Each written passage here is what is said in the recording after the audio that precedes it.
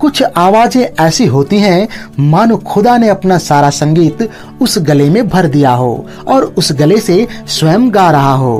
किशोर कुमार की आवाज में वही रूहानियत, वही साधना थी जो किसी दिव्य पुरुष में होती है, किसी साधक में होती है, किसी तपस्वी में होती है।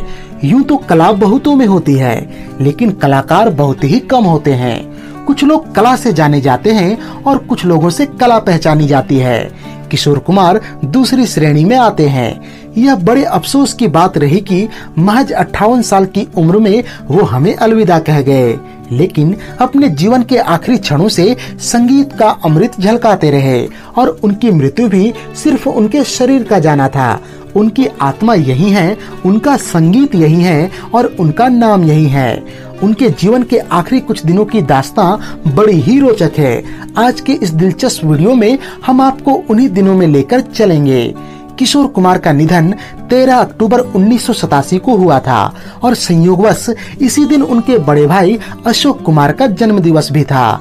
कैसे एक खुशी का दिन गम के सैलाब में परिवर्तित हो जाएगा, इसकी आशा शायद किसी को नहीं थी, पर शायद किशोर कुमार को अपनी मृत्यु का पूर्वाभास हो चला था। लेकिन ये उनकी जिंदा दिली ही थी कि अपने अंतिम सांस तक उन्होंने अपने परिवार को स्थिति की गंभीरता का आभास नहीं होने दिया।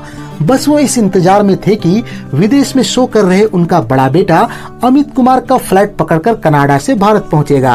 अपनी मृत्यु की भनक शायद थी उन्हें, इसलिए उन्होंने अपने परिवार को अपने से दूर नहीं जाने दिया। उनका छोटा बेटा सुमित रोज स्विमिंग के लिए जाया करता था, पर उस दिन किशोर कुमार ने उन्हें स्विमिंग के लिए जाने से रोका। दिन के 4:45 बजे अपने परिवार के सामने ही उन्होंने अंतिम सांस ली।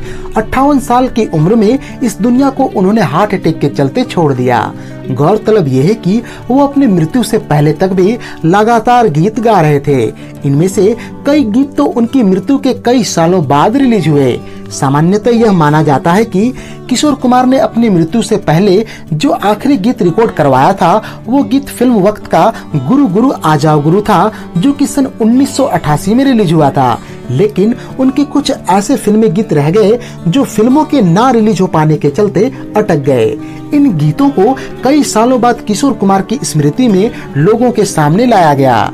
सन 2012 में उनके आखिरी गीत को रिलीज किया गया था, जिसके बोल थे तुम ही तो हो वो। यह गीत फिल्म खेल तमाशा के लिए रिकॉर्ड किया गया था, जो कभी भी रिलीज नहीं हो पाया था। इस गाने की बकायदा नीलामी की गई और इसे 15,60,000 रुपये में खरीदा गया था। वैसे गौर करने वाली बात यह भी है कि अपने अंतिम समय तक किशोर कुमार उस समय के संगीत और धुनों से हताश हो गए थे और गायकी छोड़ने का मन भी बना लिया था। सन 1985 में ही उन्होंने ऐलान कर दिया था कि वो और गाना नहीं चाहते हैं। जब ये बात मीडिया में आई तो लोगों ने इसे हंसी में टाल दिया। भला एक ऐसा गायक जिसने उस साल के आधे से अधिक गानों को गाया हो, अचानक गाना कैसे छोड़ सकता है। जब ये बात उनको पता चला कि किशोर कुमार वास्तव में गंभीर है तो फिल्म इंडस्ट्री में हड़कंप सी मच गई। मोहम्मद रफी की मृत्यु के बाद किशोर कुमार के दर्जे का फनकार दूर दूर तक मौजूद नहीं था। ऐसे में उनका जाना फिल्म इंडस्ट्री के लिए एक अपूरणीय क्षति होती और किशोर कुमार की मांग इतनी थी कि उनके बिना संगीत की कल्पना करना भी मुश्किल सा लगता। ऐसा भी देखने को मिलता है कि किशोर कुमार के आखिरी समय में मौजूद अधिकतर गायक मोहम्मद रफी के क्लोन या नकल समझे जाते थे।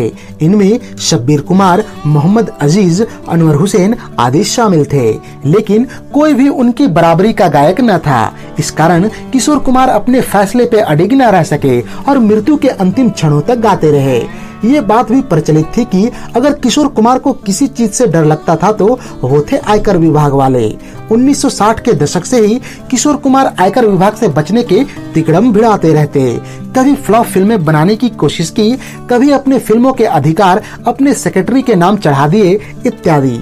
उनकी मृत्यु के कुछ दिन पहले भी उनके घर पर आयकर का छापा पड़ा था। उन दिनों एक मैगजीन में यह खबर छपी थी कि उनके ही किसी स्टाफ ने आयकर विभाग को इस बाबत जानकारी दी थी, जिसके आधार पर उनके घर में आयकर विभाग ने रेड डाली और उन पर लाखों रुपयों का जुर्माना लगा। बाद में पकड़े जाने के डर से वह स्टाफ भाग निकला। उस मैगजीन में अन्य कई कहानियां छपी थी, लेकिन पूरा सच क्या था वो कभी भी सामने नहीं आया। हाँ, लेकिन इससे सीख लेते हुए किशोर कुमार ने अपना धन अपने ही लोगों से छुपाना शुरू कर दिया ताकि भविष्य में किसी प्रकार का आर्थिक झटका ना लगे। लेकिन आखिर में उनकी यही आदत उन पर हावी पड़ी।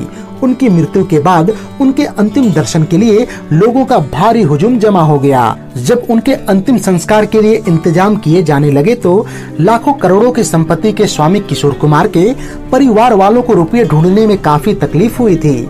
समस्या इसलिए भी विकट थी क्योंकि उनका बड़ा बेटा अमित कुमार उनकी मृत्यु के समय टोरंटो में थे और 3 दिन बाद यानी कि 16 अक्टूबर को लौटने वाले थे। पर किशोर कुमार की मृत्यु की खबर मिलते ही वो वापस लौट गए। उनकी गैर मौजूदगी में निर्णय लिया गया कि किशोर कुमार को उनके गृह नगर खंडवा ले जाया जाए, जहां उनका अंत्येष्टि किया जाएगा।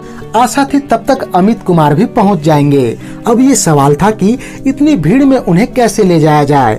इधर रुपयों के इंतजाम के लिए भी बैंक जाना बड़ा ही मुश्किल था क्योंकि पूरी सड़क उनके कदरदानों से भर गया था।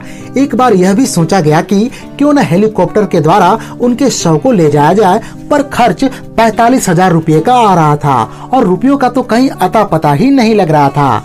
आखिर में किशोर कुमार के दूर के भांजे और लोकप्रिय संगीतकार बप्पी लाहिड़ी ने इनका अंतिम संस्कार के लिए पैसों का इंतजाम किया।